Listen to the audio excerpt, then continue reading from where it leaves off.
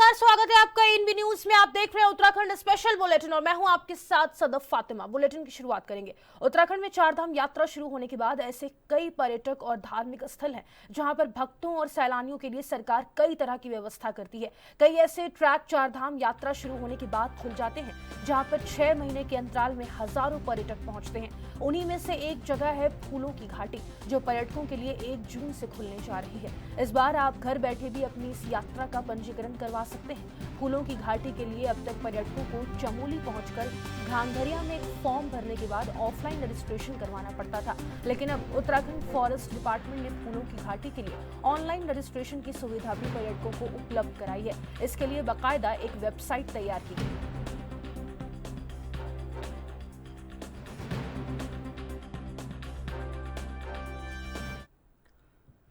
चारधाम यात्रा और मानसूनी सीजन के दौरान आपदा और आपातकाल की स्थिति से निपटने के लिए देहरादून में 108 आपातकालीन सेवा के कर्मचारियों को ट्रॉमा केयर प्रशिक्षण दिया गया। यह प्रशिक्षण राष्ट्रीय स्वास्थ्य मिशन के तहत किया गया। इस दौरान दुर्घटना के समय बरती जाने वाली सावधानियों और दुर्घटनाग्रस्त मरीज के सुरक्षित परिवहन के विषय में जानकारी ली गई।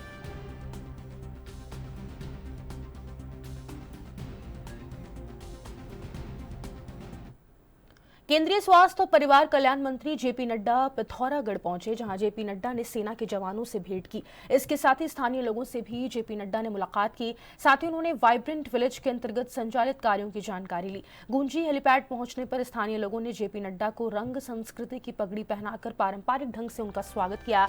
उसके बाद JP Nadda army guest house पहुंचे, जहां उन्होंने सेना, आईटीबीपी और एसएसबी के जवानों से मुलाकात की है, जिसमें उन्होंने सीमा क्षेत्र की सुरक्षा के लिए तैनात हथियारों व उपकरणों की जानकारी ली।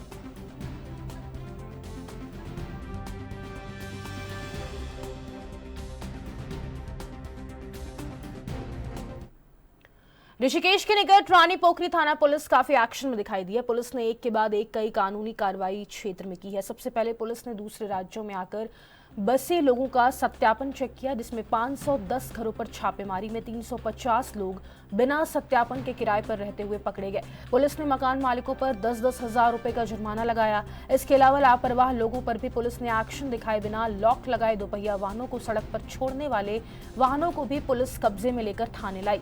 एक वाहन को पुलिस ने सीज कर दिया और बाकी वाहनों के खिलाफ चालान काटने की कार्रवाई की गई।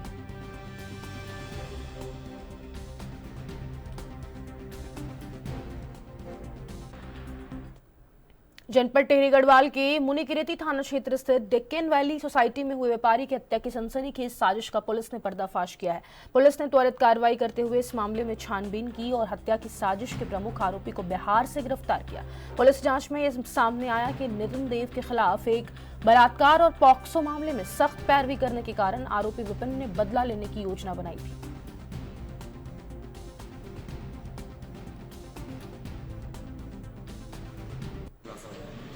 दिनांक 7 मई की रात्रि में तपोवन क्षेत्र में डेक्कन वैली सोसाइटी में एक नितिन देव नामक व्यक्ति की गोली मारकर 2 शूटरों के द्वारा हत्या कर दी गई थी। क्योंकि ये सनसनीखेज वारदात थी, इसको देखते हुए हमारे द्वारा सभी टीम्स को लगाया गया था।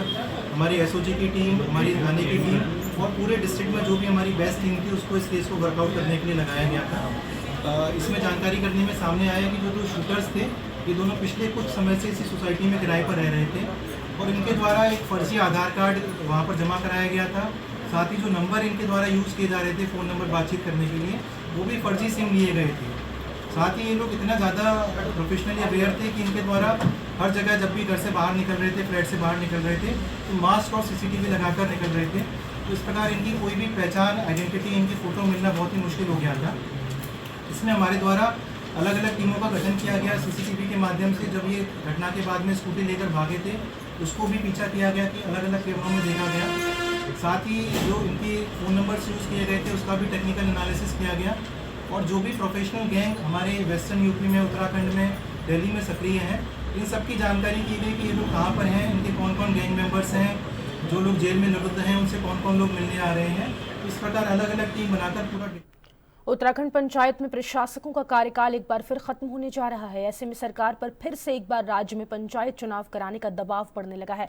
विपक्ष भी कई बार आरोप लगा चुका है कि बीजेपी चुनाव से डर रही है, इसीलिए पंचायत चुनाव नहीं करवा रही है। ऐसे में बीजेपी का भी मानना है कि पार्टी चुनाव के लिए तैयार है और चुनाव आयोग जब भी तिथियों घोषित करेगा, भाजपा चुनाव मैदान में सक्रिय रूप से उतर जाएगी। पार्टी की सभी तैयारियां समय से पहले पूरी कर दी गई है। ऐसे में अब आयोग पर ही निर्भर करता है कि वह कब प्रदेश में चुनाव कराएंगे।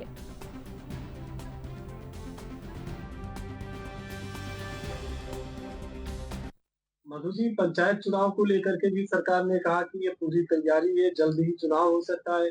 भाजपा क्या चुनाव के लिए तैयार है?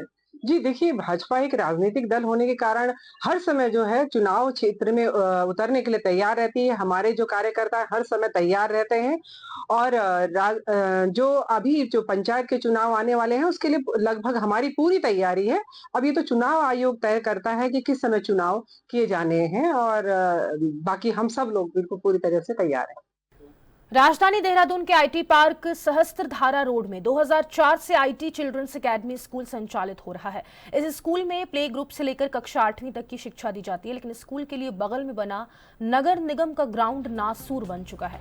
आलम यह है कि निगम की छोटी बड़ी गाड़ियां इस ग्राउंड में खड़ी होती है, जिसकी वजह से स्कूल इस ग्राउंड से सटा हुआ है और ग्राउंड से आए दिन दुर्गंध और मक्खी मच्छर का आतंक लगातार बढ़ता जा रहा है।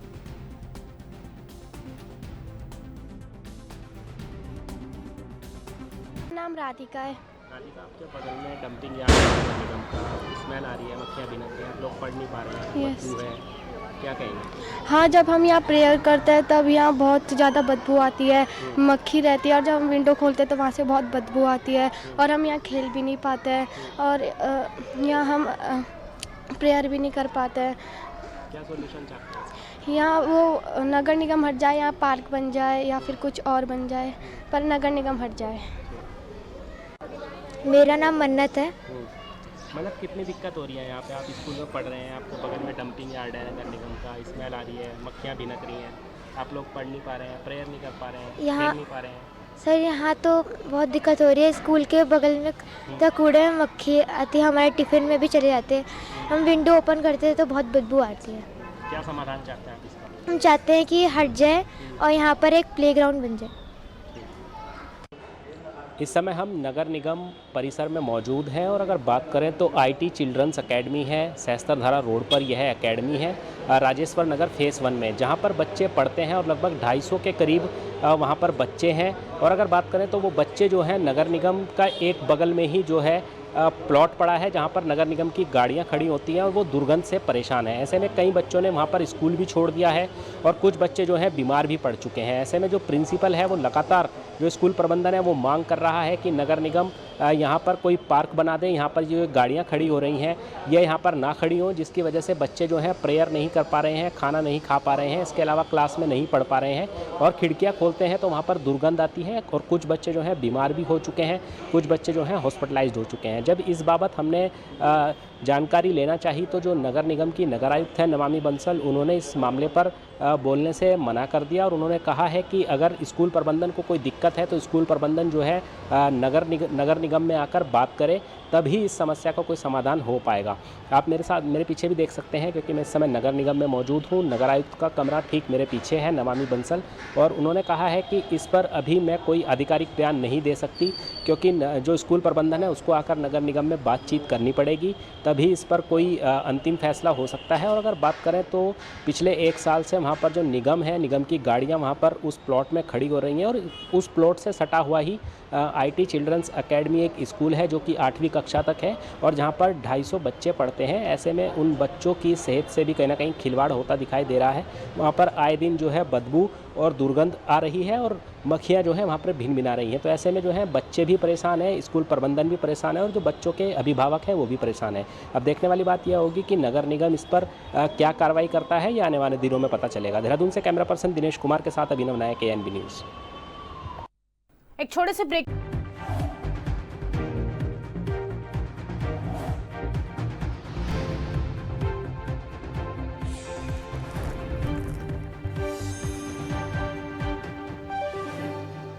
ब्रेक के बाद एक बार फिर से आप सभी का स्वागत है। आगे बढ़ेंगे। धामी सरकार की मुख्यमंत्री स्वरोजगार योजना 2.0 में 50,000 से अधिक रोजगार के अवसर को लेकर प्रदेश कांग्रेस के प्रवक्ता शीशपाल सिंह बिष्ट ने कहा कि रोजगार पर मुख्यमंत्री लंबे समय से बयानबाजी कर रहे हैं, लेकिन युवाओं को स्वरोजगार के अवसर नहीं मिल रहे। उन्होंने कहा कि लोगों ने सरकार पर भरोसा कर अपना स्वरोजगार शुरू किया, पर उनको बंद करना पड़ा। शीशपाल सिंह बिष्ट ने कहा कि सरकार को अगर कोई भी योजना लानी है तो पहले उसका होमवर्क करे। वहीं अगर युवा पलायन के लिए मजबूर होंगे तो सरकार की योजनाओं का कोई फायदा नहीं है।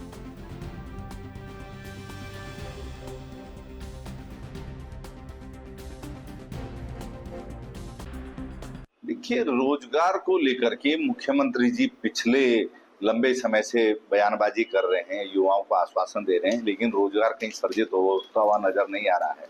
और स्वरोजगार की स्थिति भी ये है कि जिन लोगों ने सरकार पे भरोसा करके अपना स्वरोजगार शुरू किया था, आज वो जो है उसको बंद करने के लिए मजबूर हैं।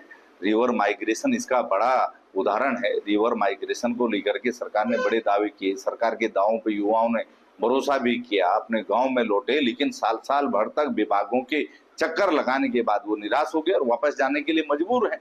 तो सरकार को कोई भी अगर घोषणा करनी है, कोई भी योजना लानी है, तो पहले उसका होमवर्क पूरा करना चाहिए, लोगों को विश्वास में लेना चाहिए, उनका सुझाव लेना चाहिए, तब जाकर के योजना शुरू करनी चाहिए। क्योंकि योजनाएं अगर धरातल पर नहीं दिखेंगी, युवाओं को अगर रोजगार मिलता हुआ नजर नहीं आएगा, युवा पलायन के लिए अगर मजबूर होंगे, तो निश्चित तौर पर सरकार की घोषणाओं की कैबिनेट बैठक में मुख्यमंत्री एकल महिला स्वरोजगार योजना को मंजूरी मिलने पर महिला सशक्तिकरण और बाल विकास मंत्री रेखा आर्या ने प्रदेश की महिलाओं को बधाई दी है।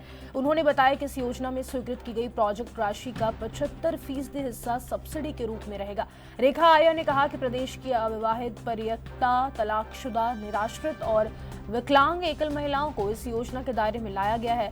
मंत्री ने बताया कि इस योजना में पात्र महिलाओं को स्वरोजगार के लिए 2 लाख तक के प्रोजेक्ट स्वीकार किए जाएंगे।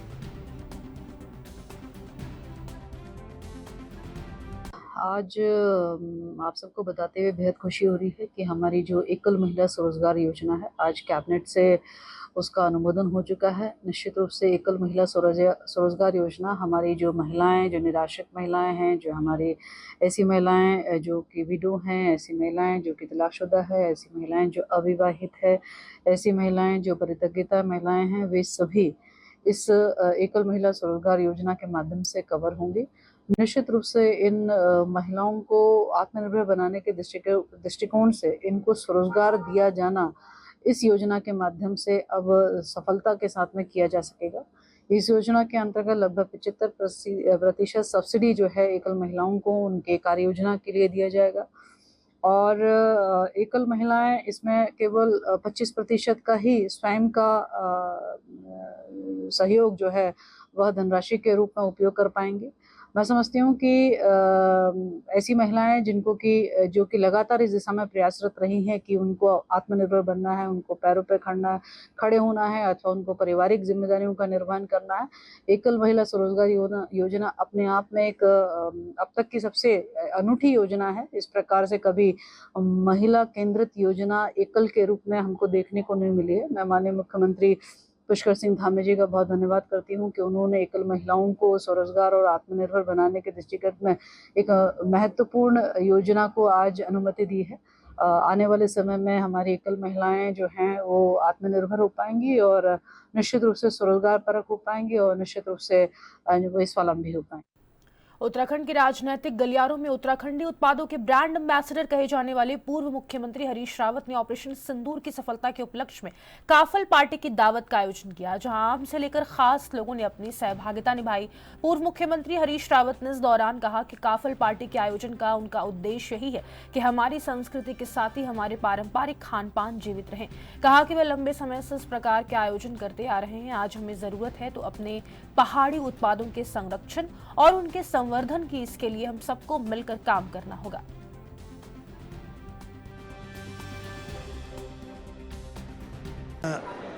ये हमारे प्रोडक्ट हैं और हमारे उत्तराखंड की विशेषताएं हैं। यदि हम अपनी विशेषता को आगे नहीं लाएंगे तो फिर कौन लाएगा।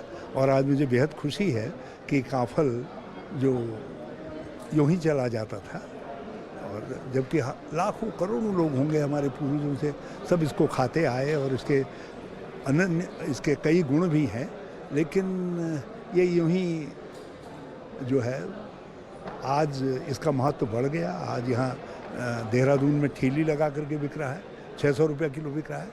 तो मैंने कहा एक बार जो है काफल का अभिनंदन करो, उसको कहूँ थैंक यू काफल। मौसम विज्ञान केंद्र देहरादून के निदेशक डॉक्टर विक्रम सिंह ने बताया कि प्रदेश में 25 जून तक मानसून पहुंचेगा। उनके मुताबिक 27 मई तक मानसून केरल में मानसून पहुंचेगा। इसके करीब 25 दिनों के बाद उत्तराखंड में 25 जून तक मानसून पहुंचेगा। इस बार मानसून सामान्य रहने की उम्मीद है।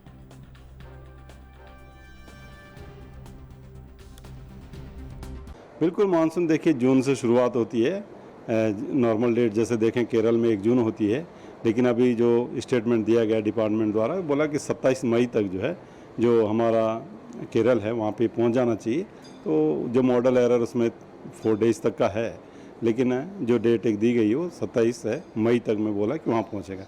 फिर वहाँ से यहाँ तक पहुँचने में करीब 25 दिन जो है लगते हैं आपके, 24 से 25 दिन। तो हमारी जो नॉर्मल डेट है 25 के आसपास है। तो अगर एक नॉर्मल से मानसून चलता है तो यहाँ पे भी 2-1 दिन पहले पहुँच सकता है। अदरवाइज जो हमारे जैसे जो राजधानी देहरादून में UNESCO club Doon valley east का वार्षिक समारोह आयोजित किया गया, जिसमें उत्तराखंड के कैबिनेट मंत्री सुबोध उनियाल मुख्य अतिथि और गढ़ी कैंट की विधायक सविता कपूर के साथ उच्च शिक्षा राज्य मंत्री डॉक्टर देवेंद्र भसीन विशिष्ट अतिथि के तौर पर शामिल हुए। इस दौरान सभी अतिथियों ने कुछ स्कूलों के मेधावी छात्रों को छात्रवृत्ति देकर पुरस्कृत किया, जिसके चलते कैबिनेट मंत्री सुबोध उनियाल ने कहा कि यह क्लब पिछले कई वर्षों से ऐसे कार्यक्रम आयोजित कर रहा है। साथ ही उन्होंने कहा कि क्लब के सभी सदस्यों द्वारा बच्चों को आगे बढ़ने के लिए प्रोत्साहित करना और उनकी मदद करके प्रेरित करने का काम किया जा रहा है, जिसके लिए मैं क्लब को बधाई देता हूं। देखिए, UNESCO club Doon valley east पिछले कई वर्षों से, क्योंकि मुझे भी तकरीबन पिछले 22-23 वर्षों से इनके कार्यक्रमों में आने का अवसर मिला, और जिस तरह से इन लोगों के अंदर समाज में ये सारे डॉक्टर्स, इंजीनियर्स और बड़े व्यापार से जुड़े हुए लोग, जिस तरह समाज में गरीब बच्चों की मदद करना, ब्लड डोनेशन कैंप के साथ हेल्थ कैंप लगाना, अपने आपस में एक जो क्लब के मेंबर्स हैं उनके बीच में बड़ा सौहार्दपूर्ण संवाद है, उनके बीच में आपस में मेलजोल रहे, इन तमाम चीज़ों को लेकर मनोरंजन से लेके आम आदमी के स्वास्थ्य की चिंता से लेके देश के भविष्य के जो हमारे नौजवान बच्चे हैं, इन बच्चों को, जो निर्बल वर्ग के बच्चे हैं, उनको किस तरह से मदद देकर अपने बच्चों को भी इंस्पायर करने का काम करते हैं, पर पुरस्कार करके कि बच्चे और आगे बढ़ने की भावना उसके अंदर पैदा हो। तो एक बहुत अच्छा काम, और आज आवश्यकता है कि इस तरह के काम करके समाज को प्रेरणा देने का काम किया जाए, और यूनेस्को क्लब को मैं इसके लिए बहुत बधाई देता हूँ। कई वर्षों से, क्योंकि फाउंडर मेंबर सुरेश गोयल जी इसके थे, और मैं आज देख रहा हूँ कि आज दूसरी जनरेशन, इन्हीं लोगों की दूसरी जनरेशन में भी इसमें भाग लेना प्रारंभ किया। तो एक ये अनएंडिंग जो कार्यक्रम में चला रहे हैं, निश्चित रूप से ये लोगों को लगातार प्रेरणा देने का काम करेंगे। हर वर्ष बच्चों को सम्मानित भी करते हैं, उनका हौसला अफजाई करने के लिए प्रोग्राम भी करते हैं। क्या कुछ ये प्रोग्राम है, क्या उसका उद्देश्य? ये हर साल हम लोग अपना एनुअल फंक्शन मनाते हैं। इसमें हम 51 बच्चों को, 51 बच्चों को स्कॉलरशिप देते हैं, और जो मध्यम वर्ग के बच्चे, हमारे गरीब वर्ग के बच्चे आते हैं, जैसे कोई धोबी है, कोई वो है, उन सबको देते हैं। इसमें हम थोड़ा कैश देते हैं, प्लस एक बैग देते हैं, उसमें पेंसिल बॉक्स देते हैं, उसमें फूड आइटम देते हैं। ये हर साल हम ये लोग ये करते हैं। फिर हम लोग ट्री प्लांटेशन भी करते हैं, हेल्थ अवेयरनेस कैंप भी करते हैं, और काफ़ी चीज़ें कुछ ना कुछ हर महीने कुछ ना कुछ करते रहते हैं। हल्द्वानी के नगर निगम कार्यालय में राजपुरा के वार्ड नंबर 14 के लोगों ने प्रदर्शन कर नगर आयुक्त के माध्यम से राज्यपाल को ज्ञापन भेजा है, जहां वार्ड के लोगों का कहना है कि प्रधानमंत्री आवासीय योजना के तहत गरीबों को आवास आवंटित किए जा रहे हैं, जिसमें मानकों के अनुरूप उनके मकान रजिस्टर होने चाहिए, जिसमें कई लोग इस मानक पर खरे नहीं उतर रहे हैं। उनका कहना है कि यदि सरकार इस बिंदु को हटा दे तो कई गरीबों को आवासीय योजना का लाभ मिलेगा। उन्होंने चेतावनी दी है कि यदि उनकी नहीं सुनी जाएगी तो वे आगे आंदोलन करेंगे। हम लोगों से हम कहाँ से थे, अगर कहीं हल्द्वानी में दिखा दें कि कौन सी जगह रजिस्ट्री है तो हम मानते हैं, बगैर रजिस्ट्री की जगह में पूरी हल्द्वानी बसी है। हम लोग कहाँ जाए, हमें रजिस्ट्री की या तो जगह दे दें या कहीं मकान बना के दे दें। हम गरीब आदमी है, पूरा कांचा बीनने वाले, मजदूरी करने वाले, कोई गुब्बारे बेचता है, कोई जूते की पॉलिश करता है, कहाँ से लाएंगे हम रजिस्ट्री वाली? नगर निगम क्षेत्र हल्द्वानी और पूरे उत्तराखंड में शहरी आवास योजना के अंतर्गत जो प्रधानमंत्री महोदय जी द्वारा गरीब लोगों को आवास आवंटित किए जाने हैं, लेकिन उसके अंतर्गत ऐसी शर्तें रखी गई हैं जो अजीबो गरीब हैं। उसमें ये शर्तें रखी गई हैं कि उनके पास अपना रजिस्ट्री का घर होना चाहिए। मैं कहना चाहता हूँ पूरी हल्द्वानी में आज 85% जगह नजूल है, जिसमें सभी लोग इसके आपात्र रह जाएंगे। तो हमने एक ये नगर आयुक्त महोदय के माध्यम से महामहिम राज्यपाल जी को एक ज्ञापन भेजा है, जिसमें हमने ये मांग की है कि वार्ड नंबर 14 और हल्द्वानी पूरा से नजूल से इसे रजिस्ट्रीकृत किया जाए, जिससे इसकी योजना लाभान्वित मिल सके लोगों को। अगर ये योजना इसमें जब तक इसमें संशोधन नहीं होगा, अमेंडमेंट नहीं होगा, जब तक ये योजना धरातल पर नहीं उतरेंगी। मैं कहता हूँ ये योजनाएं खाली किताबों में सिमट के रह जाएंगी, धरातल में व्यक्तियों को इसका लाभ नहीं मिलेगा। इसी के उसमें आज हमने एक महामहिम राज्यपाल जी को इसमें एक ज्ञापन प्रेषित किया है। अगर इसमें समय रहते संशोधन नहीं हुआ तो हम धरना पर। हल्द्वानी में हैडखान से पुन्याली रोड तक सड़क और नहर किनारे अतिक्रमण चिन्हित करने की कार्रवाई शुरू हुई है। जिला प्रशासन ने 1.5 किलोमीटर क्षेत्र में 16 अवैध बिल्डिंगों को चिन्हित किया जो सरकारी भूमि पर बनी थी। सिंचाई विभाग यहां पक्का नाला बना रहा है ताकि जलभराव की समस्या से राहत मिल सके। प्रशासन ने 1 सप्ताह की मोहलत दी है। वहीं स्वेच्छा से अतिक्रमण हटाएं, अन्यथा कड़ी कार्रवाई की जाएगी।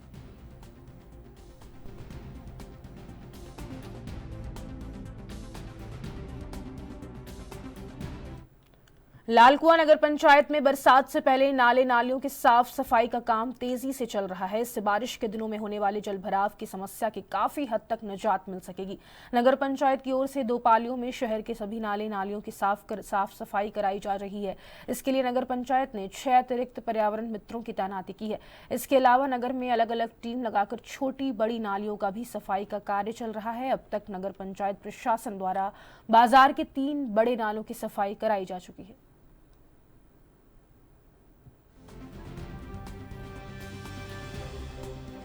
जैसा कि 15 जून से वर्षा का सीजन प्रारंभ माना जाता है, तो उसके दृष्टिगत नगर पंचायत द्वारा प्रतिवर्ष की भांति इस वर्ष भी जो नगर के मुख्य नाले हैं, जैसे मेन रोड के दोनों ओर, वार्ड 5 के पीछे, खड्डी मोहल्ले वाले एरिया में, और रोशनारा मस्जिद और स्कूल के से जो नाला आ रहा है वो, और जो वार्ड 1, 2, 3 के पीछे से जो नाला फॉरेस्ट की ओर जाता है, ये मुख्य नाले हैं जिनसे शहर का हमारा पानी का निकास होता है। तो इनकी सफाई के लिए हमारे द्वारा 6 अतिरिक्त कर्मचारी लगाए गए हैं जो रात में इसमें मुख्य मार्ग के नालों की सफाई कर रहे हैं। और लगभग एक साइड का हो चुका है, दूसरे साइड का कल से प्रारंभ होगा। ये रात्रि काल में कर रहे हैं, और बाकी खड्डी मोहल्ले वाला भी हमारे द्वारा कल कराया गया है। और इसी प्रकार मेरा ये प्रयास है कि हमारा नगर पंचायत का कि 15 जून से पहले सारे नालों को तली झाड़ ढंग से सारा मलबा वगैरह हटाते हुए साफ कर लिया जाए, ताकि बरसात में किसी भी प्रकार की जल भराव की समस्या नगर क्षेत्र में उत्पन्न ना हो। देखिए, एक्चुअली वार्ड नंबर 3 के जिस नाले के बारे में आप बता रहे हैं, वो नाले से जस्ट आगे फॉरेस्ट की नर्सरी और फॉरेस्ट वाला रिजर्व फॉरेस्ट वाला एरिया लगता है। तो हमने पहले भी इसमें प्रयास किए कि अगर इस नाले का प्रॉपर ढंग से निकास बना के और इसको आगे जंगल की ओर छोड़ा जाए, लेकिन वो बात इसमें बन नहीं पाई, हमें इसमें सफलता नहीं मिल पाई। तो फिलहाल हम लोग यही करते हैं कि कम से कम जो वहाँ पे जो भी कूड़ा करकट वगैरह है उसको ढंग से गहरे से साफ करा लिया जाए, ताकि नगर क्षेत्र में किसी भी। इस बुलेटिन में फिलहाल के लिए इतना ही। मुझे दीजिए इजाजत।